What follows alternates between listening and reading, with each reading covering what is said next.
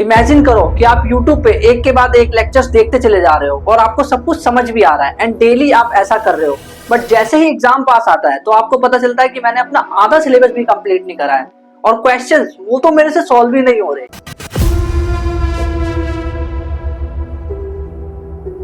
Exactly ऐसा ही हुआ था मेरे एक फ्रेंड के साथ में, जो सोचता था कि लोग तो पागल है जो पेड बैच और फ्री बैचेस खरीदते रहते हैं। यूट्यूब पे है तो पूरा सिलेबस, उसको पढ़ लूंगा, सीबीएसई तो सिलेबस दे देती है, वहां से देख लूंगा क्या क्या आता है, कौन से चैप्टर्स है और यूट्यूब पे सर्च करके पढ़ लूंगा। और उसने बहुत मेहनत करी, दिन रात मेहनत करी, बट जब उसका रिजल्ट आया तो उसके मार्क्स 60% बने, वो भी ग्रेस मार्क्स लगाने के बाद।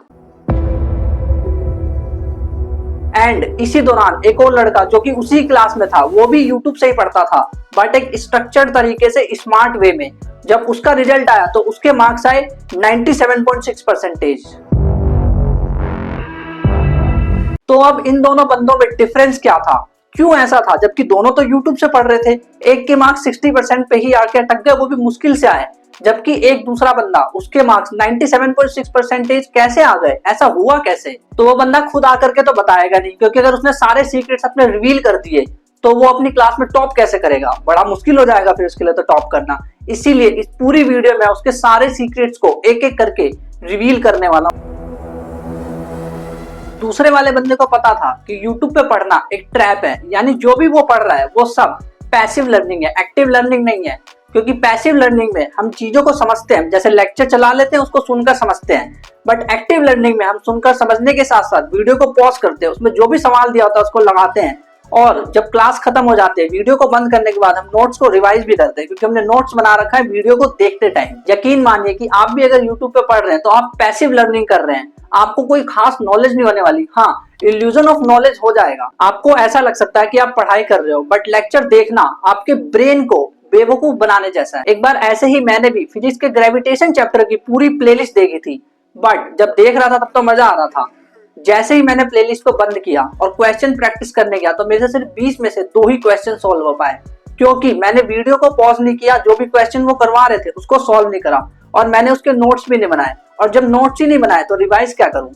बट सवाल तो अभी भी यही है कि उसने YouTube से पढ़कर 97.6% स्कोर कैसे किया? उस बंदे ने एक अलग ही अप्रोच फॉलो करी, यानी YouTube से तो पढ़ाई करी बट स्मार्ट वे में, सही ढंग से। पहले तो उसने एक तगड़ा स्टडी प्लान बनाया और उसके अकॉर्डिंग एक एक करके सारे चैप्टर्स कंप्लीट करता गया। वो लेक्चर्स देखने के बाद क्वेश्चंस लगाता और जो उसने नोट्स बनाए थे लेक्चर के दौरान उसको वो रिवाइज करता, यानी हर चैप्टर्स को कंप्लीट करते टाइम वो इन 5 स्टेप्स को फॉलो करता। पहले वो जो भी चैप्टर उसको पढ़ना है, मान लो चैप्टर 1 पढ़ना है, तो उसने उस चैप्टर को निकाला और टेक्स्ट बुक में, एनसीईआरटी की बुक में रीड करना शुरू कर दिया। हाँ पता है कुछ चीजें समझ नहीं आएगी, बहुत सारी चीजें नहीं समझ आएगी, बट जो जो चीजें नहीं समझ आ रही उसको वो अंडरलाइन करता चला गया, जो जो वर्ड उसको समझ नहीं आ रहा, फॉर एग्जाम्पल डिस्प्लेसमेंट समझ नहीं आ रहा, कॉम्बिनेशन समझ नहीं आ रहा, तो वो उस पर अंडरलाइन करता चला जा रहा है। देन उसके बाद वो यूट्यूब से गया पढ़ने के लिए, क्योंकि अब यूट्यूब में जब वो जाएगा तो उसको सारे के सारे कॉन्सेप्ट वहां पे वो क्लियर करने लगेंगे। फिर उसके बाद उसने नोट्स बनाए उसके, जब वो लेक्चर देख रहा है यूट्यूब पे तब उसने नोट्स बनाए, एनसीईआरटी पढ़ते टाइम नहीं, यूट्यूब जब देख रहा है तब उसने नोट्स बनाए।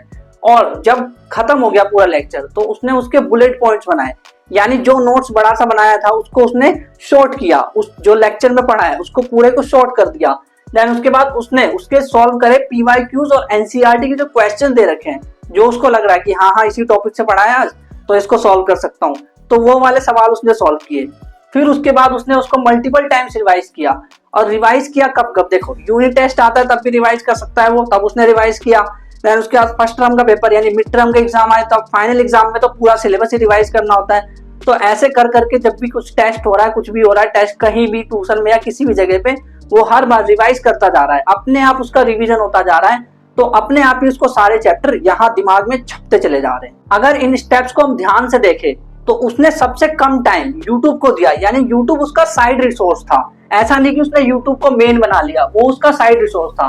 टेक्स्ट बुक से वो खुद पढ़ रहा है, नोट्स खुद बना रहा है, पीवाईक्यू एनसीईआरटी खुद सॉल्व कर रहा है, रिवाइज खुद कर रहा है, मतलब 5 में से 4 काम वो खुद कर रहा है और 1 काम YouTube, यानी कि साइड रिसोर्सेस रख रखा है YouTube को एज ए साइड में, कि ऐसा नहीं कि उसको मेन बना लिया है। सबसे इंपॉर्टेंट ये बात है कि हमें 4 चीजें खुद करनी होती है, YouTube पे सिर्फ एक ही चीज होती है जो कि है रिसोर्सेस। अब मैं आपको एक चैलेंज देना चाहता हूँ कि 1 अप्रैल से जब हमारा बैच स्टार्ट होगा तो 1 हफ्ते तक आप इसको फॉलो करेंगे, एंड कमेंट में मुझे जरूर बताना क्या कभी आपके साथ ऐसा हुआ है कि YouTube चलाने जा रहे हो, YouTube खोला, लेकिन किस लिए खोला वही भूल गया अचानक से। और हाँ, अगर आपको क्लास 10th के बैच को ज्वाइन करना है जिसमें टीचर 1-on-1 वीडियो कॉल पर आकर के आपके डाउट सॉल्व करेगा, तो इस वाली वीडियो पे क्लिक करो, मैं आपसे वहीं मिलता हूँ।